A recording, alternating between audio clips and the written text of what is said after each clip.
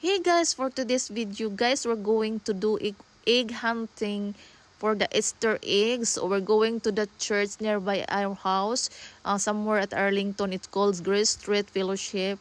They are very entertaining, guys. I really appreciate to the people who entertain us as soon as we arrived. They give us food and snacks for us to eat. So even I'm not hungry, so I take it because it's so embarrassing if I refuse it. So with my kids, I ate the hot dog and bread. It's very delicious, guys.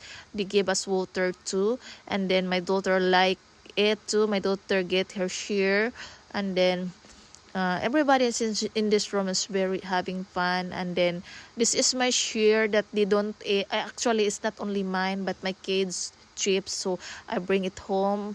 I put it in my purse because but I have no cellophane, guys, so I put the food that they gave on my purse while listening um, to the discussion about why we celebrate this season.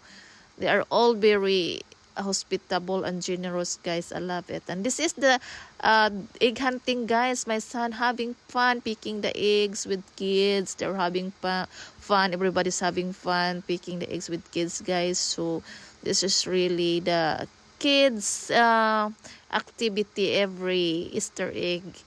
um and then I have some coffee there that spill on my shorts. So embarrassing, guys, but I have nothing to do.